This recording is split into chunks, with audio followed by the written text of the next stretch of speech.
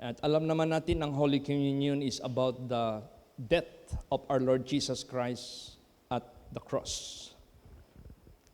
So, anong nangyari sa ating Panginoong Kristo before His death at the cross? Unsay nahitabo nga struggle ni Lord Jesus Christ bago niya giatubang ang kamatayon didto sa cross sa Kalbaryo. Mupod sa atong kinabuhi. As Paul said, I am crucified with Christ. So kining kamatayon ni Lord Jesus sa cross sa Kalbaryo, dili nato ni pwede dili duyugan. Useless ang kamatayon ni Jesus kung dili nato ni duyugan. Not necessarily physically, but the spiritual message. So, ganun din sa buhay natin. Bago natin harapin yung kamatayan kasama ni Kristo doon sa cross sa Kalbaryo, na walang iba kamatayan ng ating kasalanan. At kasama rin tayo sa pagkabuhay niyang muli sa bagong buhay na ating ipamumuhay na banal, spiritual. Bago yan, may struggle si Lord Jesus na naranasan. At yung struggle na yan, pareho din sa ating struggle na ating mahaharap. Mabuti na lang ang ating Panginoong Kristo, nagbigay na siya sa atin ng modelo, ihimplo. Basahin natin, anong struggle yan? Luke 22:42. Praise the Lord. Saying, Father, if thou be willing, remove this cup from me. Nevertheless, not my will, but thine be done. Yes. Ito'y isang indikasyon lamang that Jesus really is in the flesh at this time. Kasi nararamdaman niya yung takot, nararamdaman niya yung sakit, nahaharapin niya, nararamdaman niya yung persecution na nararamdaman niya, na nakasulat sa Isaiah 53 na hindi basta-basta. Scourging, spitting, mocking, crowning of thorns, slapping. Grabe, hindi basta-basta. Napipicture na niya. Pero, ang sinabi niya dito, Father, if thou be willing, remove this cup from me. So dito natin makikita na si Lord Jesus Christ, hindi niya ininsist yung sarili niya. Hindi niya ininsist yung sarili niyang nararamdaman. Kasi meron pang word, if thou be willing. Meron siyang permission na hinihingi sa Diyos. Praise the Lord. Hindi yung gusto-gusto niya kagad. Hindi. Father, if thou be willing, remove this cup from me. Yun na yung kupa na iinumin niya na kamatayan na kanyang raranasin sa kanyang buhay. Pero hindi lang ito kupa sa kamatayan na kanyang raranasin. Meron pang malalim na kahulugan nito. Anong kupa ito? Pero hindi niya kinansel. Sapagkat sinabi niya dito, nevertheless, not my will be done. Or not my will, but thine be done. So, hindi niya kinansel, subalit, he conquered it by surrendering his right. Praise the Lord. Kaya sa buhay natin, we have the right. Meron tayong kanya-kanyang sariling opinion, sariling decision. Are you willing to surrender it unto the Lord? For the sake, ma-fulfill natin ang ating dapat i-fulfill para sa ating kaligtasan. Na walang iba yung kamatayan doon sa cross. Bakit ito ginawa ni Lord Jesus Christ na talagang surrender niya yung right niya, yung karapatan niya na iiwas sana siya. Pero sinurrender niya at he conquered it. Na-overcome niya ito. Pumayag na siya na kahit mamamatay man siya, pag ito na, ay kailangan ko na itong tanggapin. Dahil may pangako ang Diyos na hindi pwedeng babakwiin ng Diyos. Praise the Lord. Basahin natin yan. Psalms 89:34. Praise the Lord. My covenant will I not break, nor alter the thing that is gone out of my lips. Yes, may covenant ang Diyos na hindi niya kayang i-break, na magkakaroon ng seed of David whose throne is to all generation, and that seed is our Lord Jesus Christ to be our Savior. Hindi na niya mababakwi.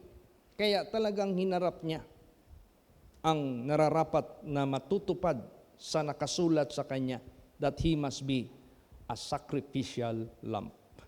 Pero malaking ibig sabihin itong cup na kanyang ininom. Kasi ang cup na ito yung puot ng Diyos sa tao dahil sa kasalanan. Na imbis sa atin yan pupunta, siya ang nag-ako nito. Imbis tayo ang mapaparusahan, imbis tayo ang mamamatay, ininom niya lahat yan. Inako niya lahat yan. Yung puot ng Diyos na dapat ipapataw sa tao. Lahat ng kasalanan, pagsisinungaling, pagpatay ng tao, pagpuot, kasalanan ni lahat ng mga immoralities, kasalanan ni Eva, kasalanan, lahat mula sa pasimula. Sins from the beginning, yung puot na dapat maranasan din natin ang nangyari sa mga tao noon. Ito ay bibigyan niya ng kalutasan. Praise the Lord. Basahin natin. Isaiah 51 verse 17, sorry. Praise the Lord. Awake, awake, stand up, O Jerusalem, which has drunk at the hand of the Lord the cup of his fury. Thou hast drunken the dregs of the cup of trembling and wrung them out. Yes. Cup of God's fury. Kupayan ng puot ng Diyos na dapat mapataw sa tao dahil sa kasalanan. Ininom yan ni Lord Jesus Christ. Praise the Lord. Inako niya yan. Kaya pasalamat tayo sa ating Panginoong Diyos. Pero hindi ito basta-basta na lang niya ginawa with an easy way. Grabe yung pag-struggle niya. Hindi basta-basta ito. Imagine 3 times niya itong gidalangin. The same statement of prayer. 3 times niya itong ginawa. Meaning to say, he struggled so much. Ganun din ang mararanasan natin.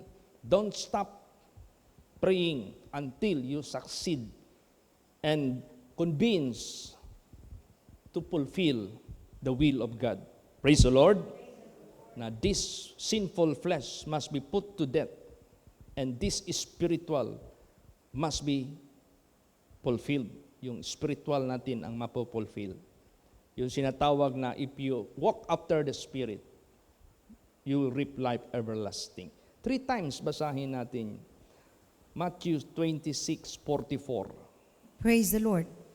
And he left them and went away again and prayed the 3rd time, saying the same words. See, 3 times. The same words. Father, if it is possible, remove this cup from me. But not as my will, but thy will be done. 3 times, sinabi ng ating Panginoong Hesukristo. At makita natin, grabe yung iyak niya dito. Grabe rin yung pawis niya. Itong iyak, hindi iyan symbolizes weakness of man. Yung iyak, that is the strength of spiritual strength. Grabe yung iyak niya. Alam mo yung kanyang pawis, iyak, ang pagdaloy sa katawan niya, parang dugo. Malalaki ba? So grabe yung struggle. Basahin natin.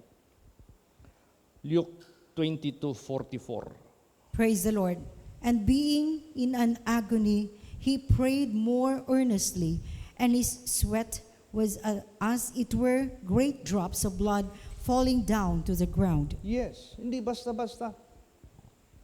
Oh, ikaw ba, bago mo mapopulfill yung spiritual law of God, meron ka bang ginawang prayer para bugbugin mo ng husto yung flesh mo, para hindi ito manaig over the spirit? Pag yan ay hindi mo naranasan na nag-struggle ka through prayer, hanggang ngayon, hindi mo pa na-overcome yung flesh mo. Hindi natin pwedeng ibahin. Yung ipinakita ni Jesus na ehemplo, yun ang way para tayo magtagumpay sa ating pagsunod sa kalooban ng Diyos. You have to cry, you have to pray, you have to be convinced na kaya mong isurrender yung rights mo, yung karapatan ng flesh mo, kaya mo siyang i-lay down. Kaya mong i-give up yung sarili mong gusto. Pero you have to struggle in prayers. Not only once, twice, but maybe more, bago mo mapulfill ang will of God. Praise the Lord. So ganun, hindi basta-basta. Yung sinabi ni Lord Jesus Christ, nung na-convince na siya na not my will but as thy will, o thy will be done, ang kalooban mo. Ibig sabihin ni Lord Jesus Christ, kahit mamatay na siya, okay na. Kahit magtiis siya, okay na. Yung feeling niya, out of the flesh, gusto niyang tumakbo sa fulfillment, sa nakasulat sa kanya. Pero, praise the Lord, nangyari yung kanyang faith ang nanaig. Ganun sa buhay natin. Nag-struggle yung faith and feeling. Feeling out of the flesh. Faith is spiritual, out of our spirit. So dito, nag-struggle yung feeling, gustong tatakbuhan, gustong ayaw, i-fulfill, pero yung faith niya, yun, yung willing, spiritual, magtupad. Kaya sa buhay natin, kumbinsihin natin every day ang ating buhay na ang ating faith, wag nating takbuhan yung mga nakasulat na dapat nating i-fulfill sa buhay natin, which is no other than we are already dead in sin, but we are alive in righteousness in God. Yun ang lagi natin. Every day yan sa buhay natin. Kaya nga sabi ni Jesus Christ, take up your cross daily and follow me. Praise the Lord. Daily talaga. Hindi pwede na alternate. Hindi pwede. Daily talaga. Kaya nag-isip ako ng ano kaya magandang beautification dito sa sanctuary natin. Sabi ko kay RJJ, kaya mong mag-design ng itong float na panel, i-design mo ng candle, 7 candles, side by side. Kasi gusto ko yung 7 candles na yan, reminder yan sa atin na walang araw na hindi nakailaw yung ating spirituality.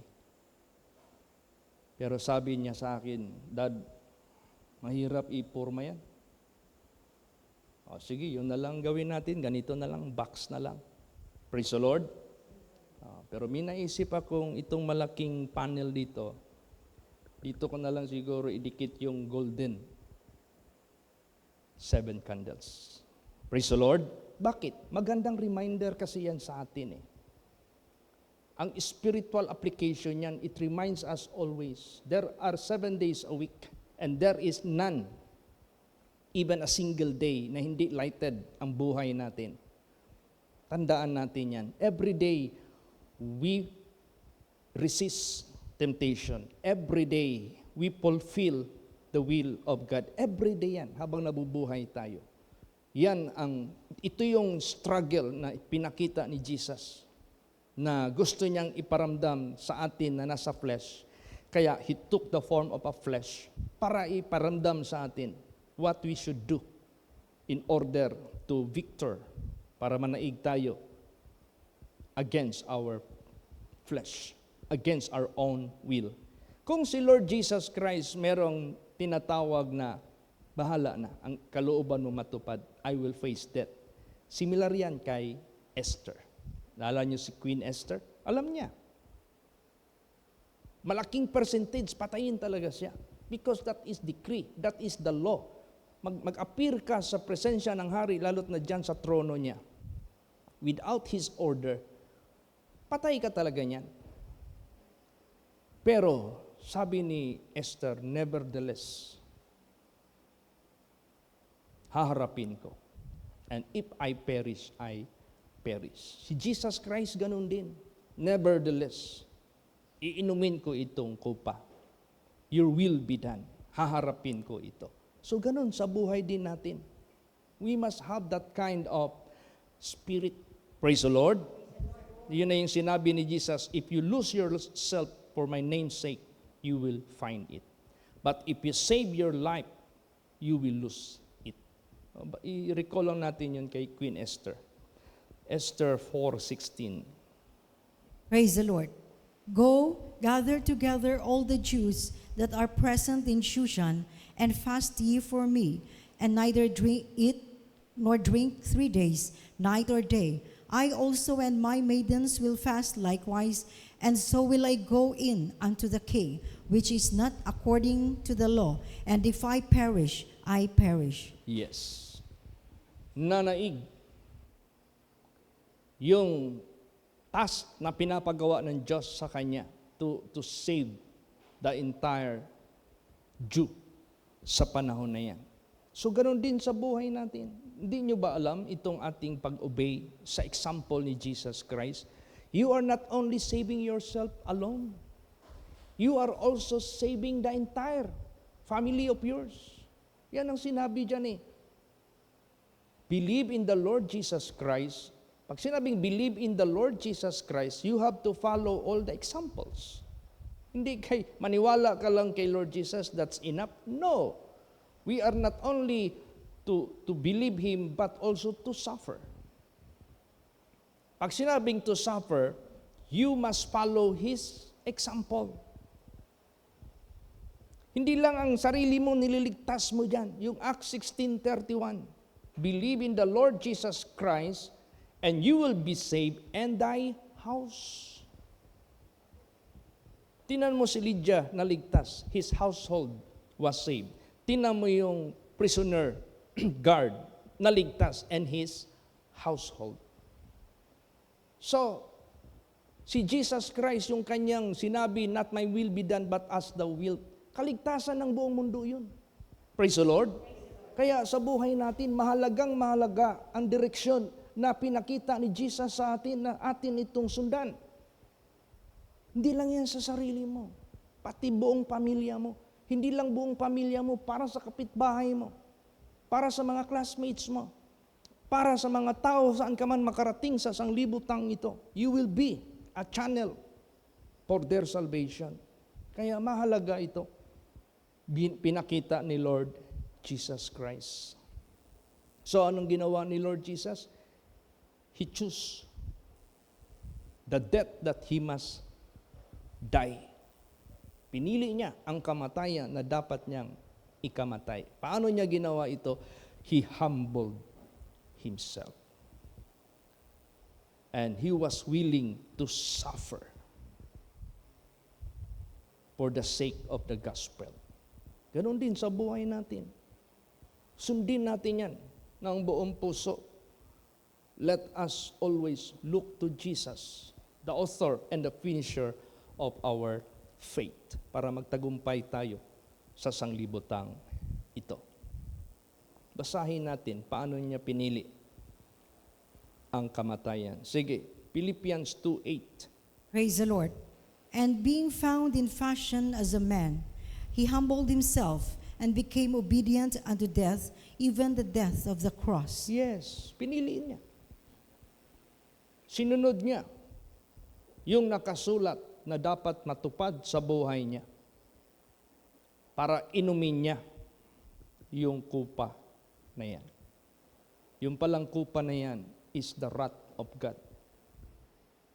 na suppose ipataw sa atin.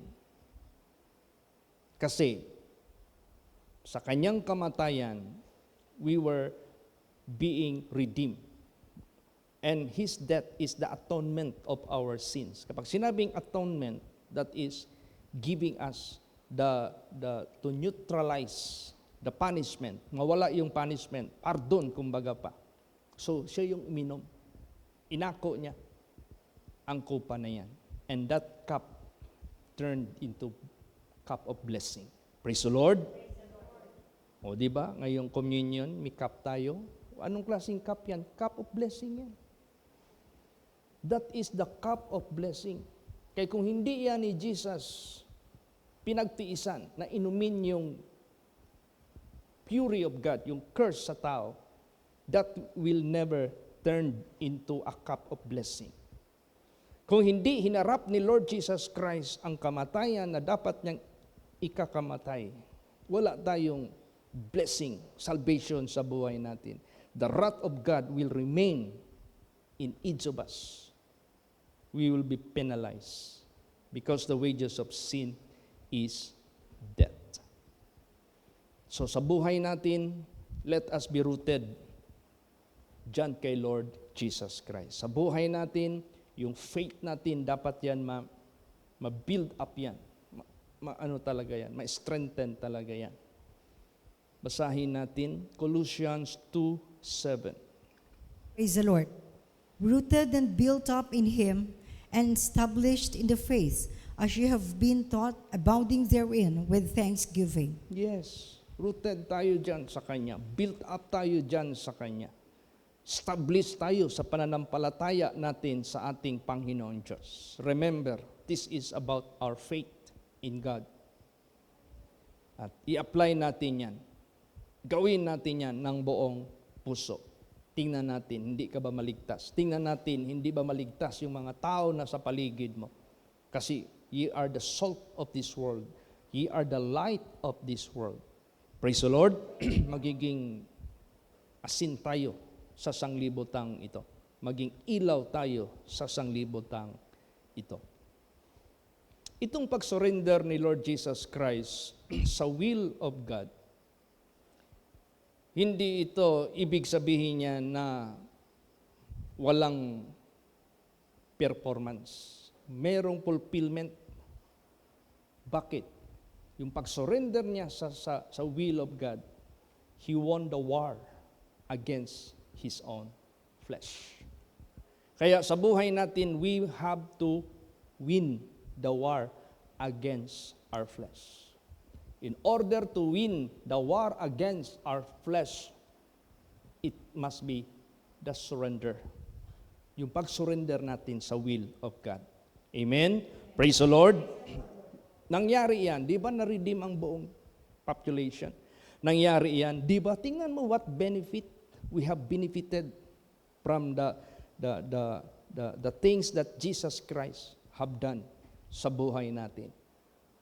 Darating ang panahon, kahit mawala tayo sa sanglibutang ito, those people whom we brought to God, yung ginamit tayo ng Diyos na maligtas yung mga tao, they can remember us, how God used us. Pastor Samuel Gabre never be forgotten in my life.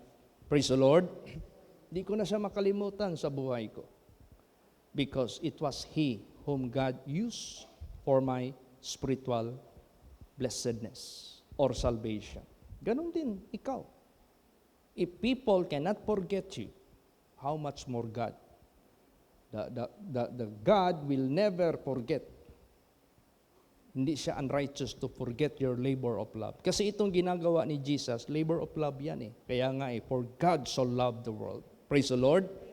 That He gave His only begotten Son. So itong pag-surrender natin sa ating flesh, sa ating rights, sa ating sariling kalooban, just to fulfill His will, ito na yung pagtagumpay natin sa sanglibutang ito.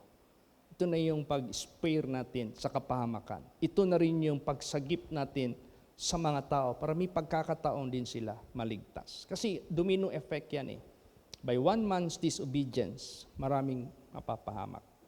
By one man's obedience, maraming maliligtas. So, where will you line up? Saan ka mag-line up? Kay Jesus or kay Adam? Adam lined up to Lucifer na pahamak.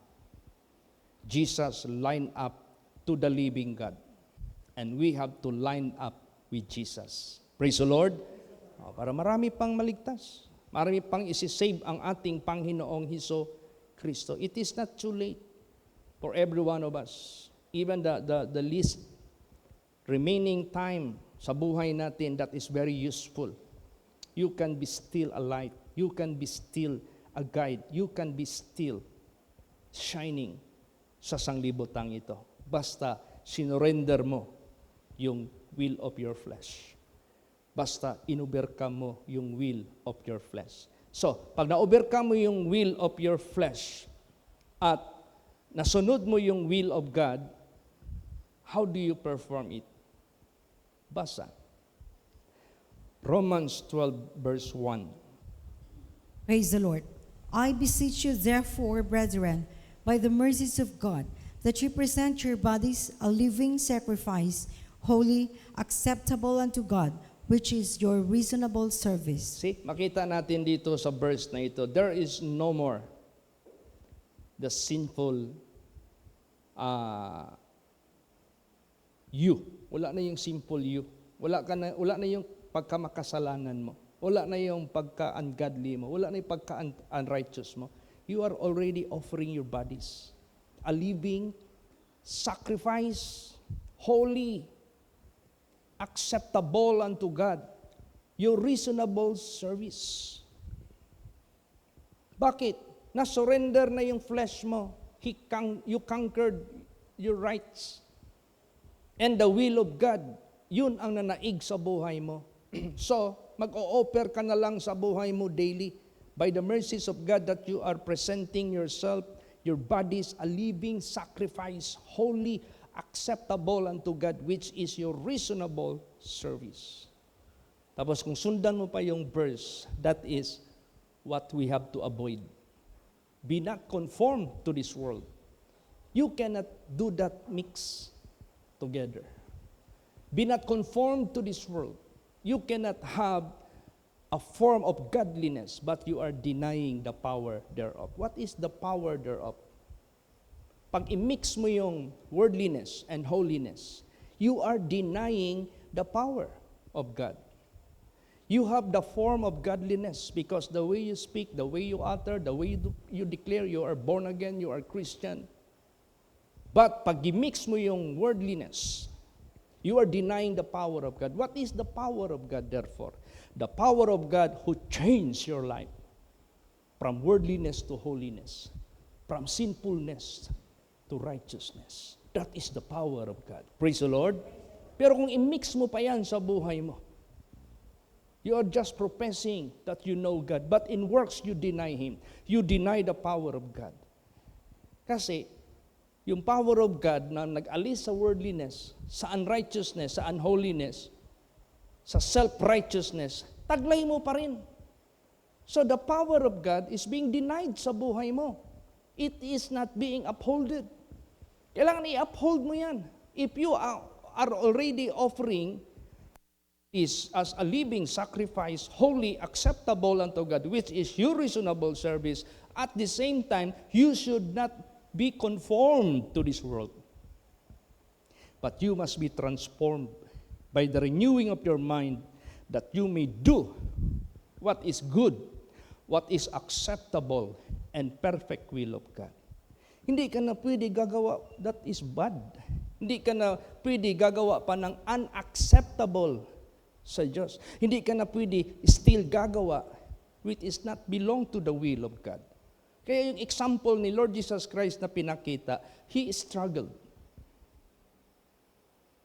just to conquer His rights, just to conquer His own will. Kaya sa buhay natin, how Jesus conquered the self-will, yung sarili niyang kalooban. Alam mo, how we conquer it? By surrendering yourself to God. Praise the Lord. Surrender mo yung buhay mo sa Diyos as what Jesus have done. So, yung cup of wrath which Jesus drank became cup of blessing. And that cup of blessings, that is what we are drinking every Holy Communion service. Praise the Lord. How Jesus changed it. Basa. 1 Corinthians 10:16. Praise the Lord. The cup of blessing which we bless is not the communion of the blood of Christ. The bread which we break, is it not the communion of the body of Christ? Yes. The cup of blessing. See, yung cup of wrath, which Jesus Christ drank for our benefit, turned into cup of blessing. Praise the Lord. Because the cup that we are drinking is the blood of Jesus. And blood is life. The blood which we are drinking by that cup, that is the life of Jesus that we live. Yun yung buhay ni Jesus sa flesh that we are living, na ikinabubuhay natin. That is blessing. Christ is a blessing for you. He is eternal life. Praise the Lord. He is eternal life. He is your everything. Kaya yung masarap awitin yung Jesus is all the world to me. Yes, indeed. Siya lahat sa buhay mo. Kaya napaka-importante po niyan. Alam niyo ba nung nagpasubmit si Jesus sa will of God, He let the authority of righteous God to rule over Him. No? Yung pala pag sinurrender pala yung natin, yung self-willed natin, yung flesh natin, tapos ni-welcome natin yung will niya ang matupad sa buhay natin, you let the righteous God rule over you. So, if the righteous God, siya yung nag-reign sa buhay mo, then you are part of the righteous person na gagamitin ng Diyos para ang mga tao makakita ng liwanag, makakita ng katotohanan. Tayo na yung light bringer Light bringer na tayo. Nagdadala na tayo ng liwanag sa sanglibotang ito. Kaya, masaya ang bawat lugar na mapuntahan natin. Masaya ang mga tao. Alam mo, you know my experience as a servant of God. Lahat ng mapupuntahan ko, as God is using me, habang nandito pa ako sa mundo, I can hear, I can witness the joy of the people. They will be praising God. They will be glorifying God. They will be thanking God. No? Nagpasalamat sila sa Diyos. Kaya if the righteous God will reign in you, you will be also a righteous person. Saan ka man pupunta, people will rejoice. People will be happy. Masaya sila because salvation is available. The blessings of God will be attainable through you. So masaya ang mga tao. You are bringing goodness of God. Praise the Lord. Kaya dapat ang righteous, yan ang dapat mag-reign sa atin. Basahin natin. Psalms 29 verse, Proverbs 29 verse 2. Praise the Lord. When the righteous are in authority, the people rejoice. But when the wicked beareth rule, the people mourn. Yes. Sige daw. Anong mabalita natin sa mga tao dyan na ng rape, ng hold up, nagpatay ng tao? Sino bang nag-rule sa buhay niya? Di ba? Si Satanas. The unrighteous one. Ano ang maging atmosphere sa venue na ginawa niya ng criminal at crime? Yan na. Sinabi dito, but when the wicked beareth rule, the people mourn. Malungkot ang tao. There is no such blessings that he could share. There is no such advantage, for the welfare, for the goodness of the people.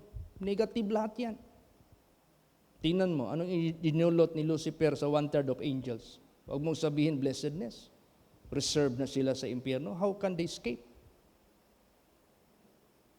Oh, anong happiness and joy na binigay niya kang Adam and Eve? When he beguiled Eve, wala, kalungkutan. They were driven out from the paradise. They were forbidden to take the tree of life.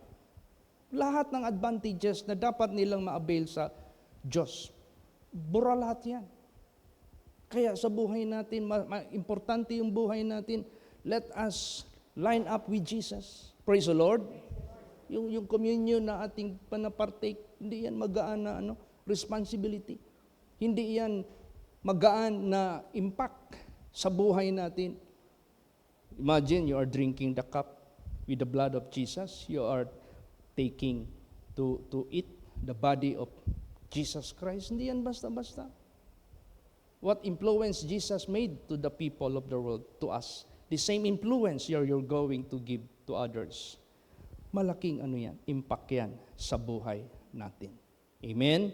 Praise the Lord. Kaya kung gusto mo yung righteous God na yung authority niya mag-usurp, mag-execute sa buhay mo, sundin mo siya. Gawin mo yung kanyang kagustuhan.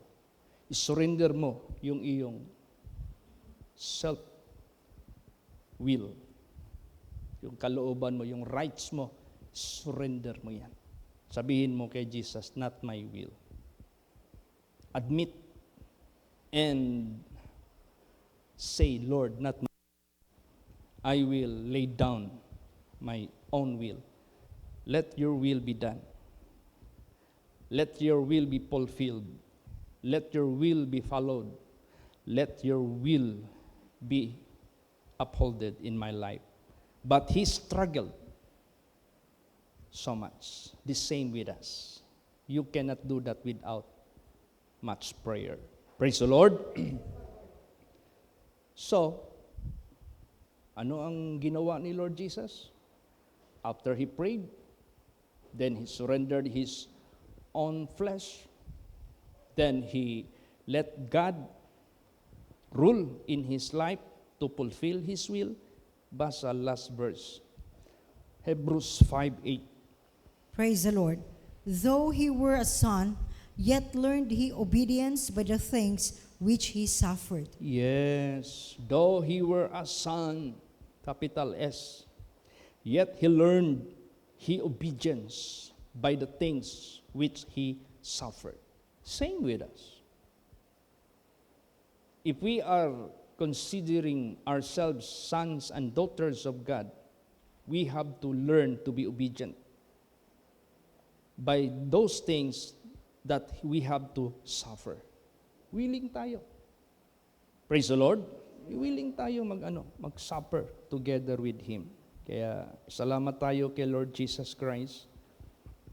Sabi niya dito, Father, if thou be willing, remove this cup from me. That is the will of the flesh. Nevertheless, not my will. He didn't cancel the drinking of the cup. Hindi niya kinancel, but he conquered it by surrendering his flesh. Praise the Lord. But not my will. Nevertheless, not my will. Itong nevertheless, importante yan sa buhay natin. We must be willing to sacrifice ourselves. Nevertheless, ang kalooban mo matutupad. Yan ang gusto ng Diyos. Para ding si Queen Esther. But thine be done. Your will be done. So sa buhay natin, every day, His will be done. Amen? Praise the Lord. Magsita